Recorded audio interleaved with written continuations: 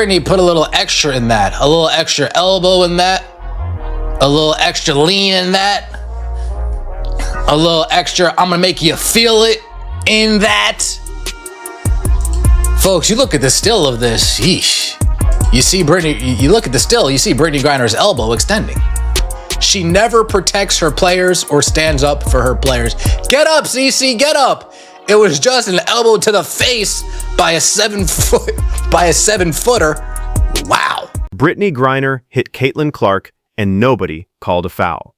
The WNBA's most dangerous uncalled screen just knocked its biggest star to the floor, and the league looked the other way. One moment, one collision, one deafening silence from the officials, the sideline, and the entire organization that's supposed to protect her. And the more you look at what happened inside Mohegan Sun Arena that Saturday night, the more one uncomfortable truth rises to the surface.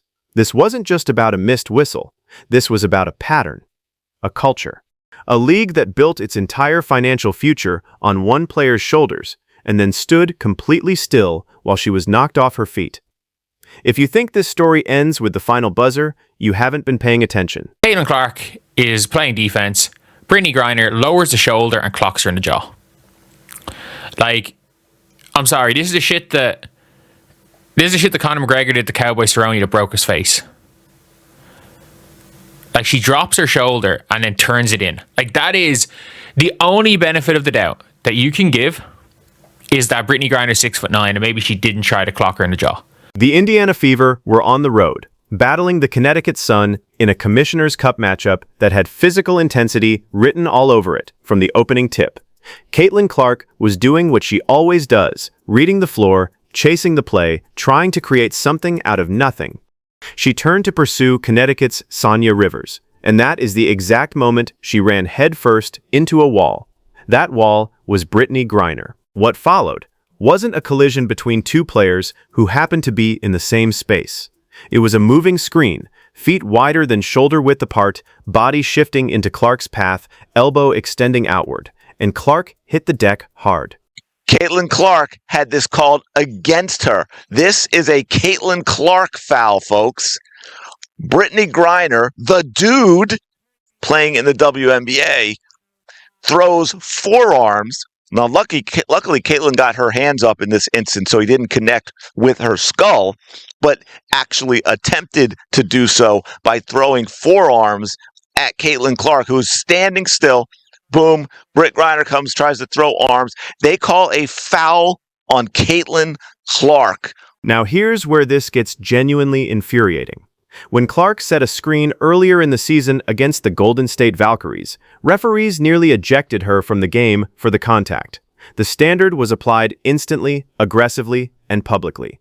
But when a 7-foot center throws a moving screen directly into Clark's body and leaves her gathering herself off the floor, not a single official moves to blow the whistle. The Griner screen didn't exist in isolation. It was the loudest moment in a game full of missed calls, swallowed whistles, and officiating decisions that had Clark visibly frustrated from start to finish. Then, late in the fourth quarter, Clark deflected the ball out of bounds and tried to kick it back into play, and was immediately hit with her fourth technical foul of the season.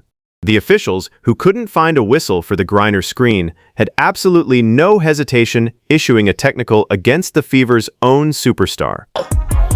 What's this right here? What are we witnessing? Oh, God, these captions. I'm sorry. Hey. A grown man runs through Caitlin Clark, foul on Caitlin Clark. They hate her, bro. Oh, what am I in store for here? When the narrative becomes Griner hates Clark, and that phrase was genuinely trending after this game, the league has a responsibility to step in. Not because one player's hatred for another is necessarily provable, but because the physical outcomes are documented on tape, repeated across seasons, and completely unaddressed at an institutional level. The game ended, Indiana won 85-75. Clark finished with 25 points, 5 assists, and 5 three-pointers. By every statistical measure, it was a dominant individual performance. The story should have been the win. The story should have been Sophie Cunningham coming off the bench to score 11 straight points in the fourth quarter and seal the victory. That was a remarkable basketball story. A reporter asked Clark and head coach Stephanie White to address the growing speculation about division within the Indiana Fever locker room. The question had been building for weeks, fueled by a viral sideline clip from an earlier loss that appeared to show an animated exchange between Clark and White, which spread across every platform and ignited thousands of interpretations. Inside your own building. Inside your own building.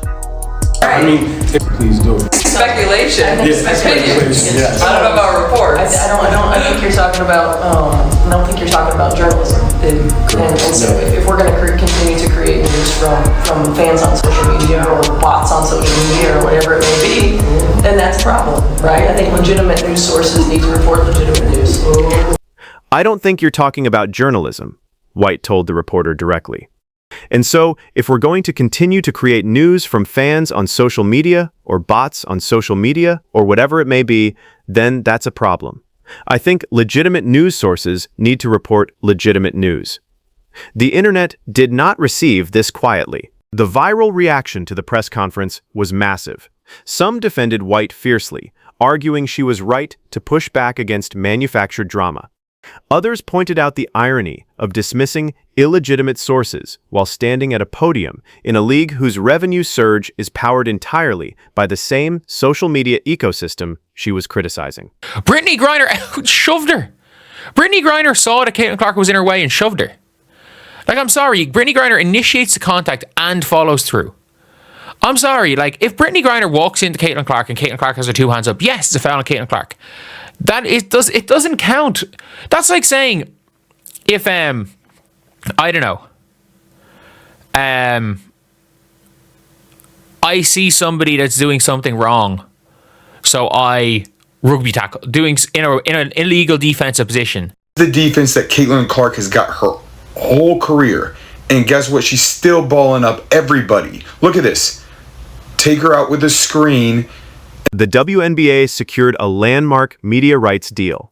Attendance records have been shattered. Merchandise revenue has exploded. Conversations about women's basketball that used to happen in niche corners of the sports world are now happening on the biggest platforms on the planet. And the primary driver of that transformation, the player most responsible for pulling millions of new eyes toward this league, is Caitlin Clark. The fans are already asking the question that the league refuses to answer publicly. One fan said, "In Clark's first 2 seasons, the refs let her be physically assaulted." Another wrote, "Coach SW never challenges the calls against CC. Never." These aren't fringe opinions circulating in obscure corners of the internet. Indiana Fever struggling to beat the Connecticut Sun. It took Sophie Cunningham heroics in the 4th, Caitlin Clark heroics in the 4th to beat the Connecticut Sun. Yo, Stephanie, you gotta go, bro. Stephanie, you got to go, Steph. Stephanie White and Caitlin Clark can shut down the division narrative. They can go on a 3-game winning streak and close within a half game of the East leading New York in Commissioner's Cup play. That part of the story is real and it's legitimately impressive. But winning games doesn't make the Griner screen disappear from the tape. The question that should be keeping the league office up at night is this: how many times does Caitlin Clark have to hit the floor before the WNBA finally decides she's worth protecting? Drop your answer in the comments. We want to know exactly where you stand.